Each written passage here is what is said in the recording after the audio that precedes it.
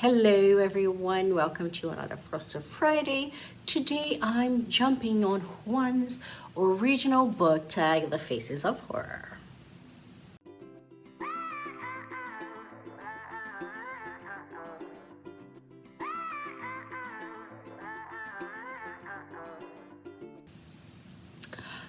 Before jumping to the tag, I want you guys to take a second and go support Juan. His channel is called Plagued by Visions. He is an amazing creator. He's so thoughtful. He puts a lot of thought into his reviews and a lot of effort into his video. I think he's as close as you can get to, films and documentaries with his productions and everything. I highly recommend you check his channel. So I'm joining this tag today for a couple of reasons. First and foremost, I want to support him, even though how am I supporting him? I'm nobody. But also because I've been struggling with mental health, and a lot of these things have been popping up recently, especially grief. I'm not gonna put a damp on it, but my dad's birthday was on April 12th, and ever since I can't quite recover because the anniversary of his death is coming up on May 1st. Yeah, the day before my birthday. So there's a lot of conflict going on there. But so I'm living a lot of emotions, including anger, because I saw a psychiatrist and didn't hear to my concerns and dismissed everything I had to say just because she's still stuck in a very archaic view of ADHD where only male was studied, but let's not get into it. Let's leave the emotions through books, shall we? So the first prompt I have is a horror story that scared or disturbed you. And this is quite easy. I have a full review for this book. Everything is going to be linked now below, but it's The Patient by Jasper Dewitt. This book was an easy choice because it both disturbed and scared me. Say no more. I didn't even have to pick two. And if you know me, you know it's weird when I can give one answer. Next question is a horror story that depressed you or made you cry. This is also an easy answer. I also have a review for this, which I'm linking down below, and that's The Return by Rachel Harrison. Not only did it make me cry as I was reading it, it made me cry for about 2 weeks after that. It is a book that really pulled at my grief and made me not necessarily process it, but realize how much it was still affecting me. I saw a lot of my grief in the book. So say no more. I also have a review for you down below. Next question is a horror story that made you laugh. Okay, so I can go the easy route and say any Grady Hendrix book. His humor is sarcastic, is dry, is deadpan, is everything I love.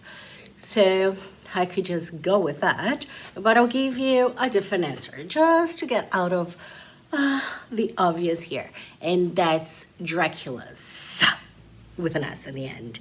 And that's a book, this book is a collaboration between Blake Crouch, and I'll read the name of the others, Jack Kilburn, Jeff Strand, F. Paul Wilson. Sorry, I don't know your name, guys, but you all, chef's kiss. This book, to me, was hilarious. I would say that a kind of humor that I would equate it to is Evil Dead by Sam Raimi. that kind of like gruesome, grotesque humor.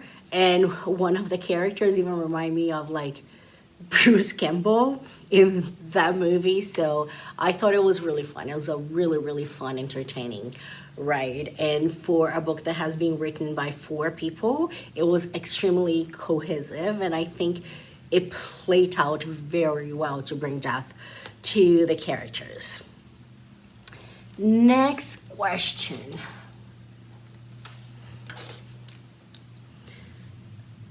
I'll even put my glasses on because this is about to get serious. A horror story that has made you angry. Usually, I'm not really angered by book outside of you're supposed to be angry about a character that is intentional. And I don't have anything against the author. Technically, the book was well written. I just had a lot of issues with his choices in the book, and that's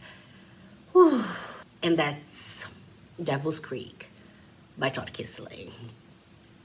This book deals with cult. Okay, you expect it to feel uncomfortable when you're reading about cult, so that's fine, that's great. But on top of that, he has made some choices. There's a lot of taboo and sexual content that I thought it was unnecessary. There is a very, very, in my opinion, both anti-feminist and harmful depiction of sexual abuse victims. That's all I'm gonna say. That anger, no. Just no, honey, do not do that, no. If you know, you know. Now I'm going to take my glasses off and we can go back to things that, I don't have to be serious about because they come from the heart. Next question is a horror story that is important to you.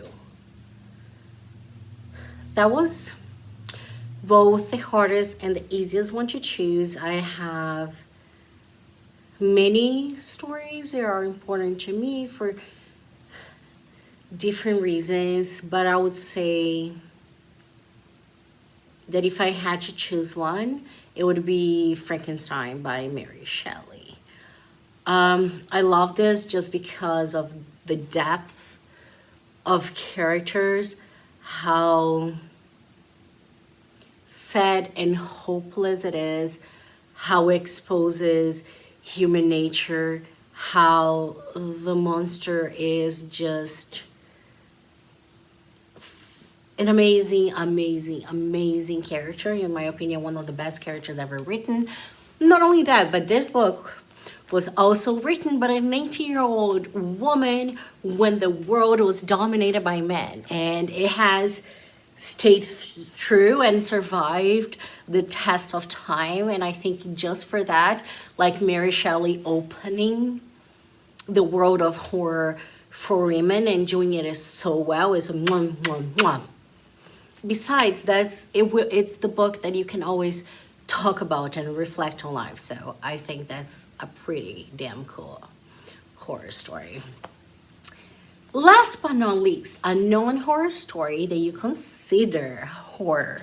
And that one is easy. And before we get into that, I've put a lot of thought into what it is horror. Horror, like one has done with this tag, brought that thing. Horror is many things.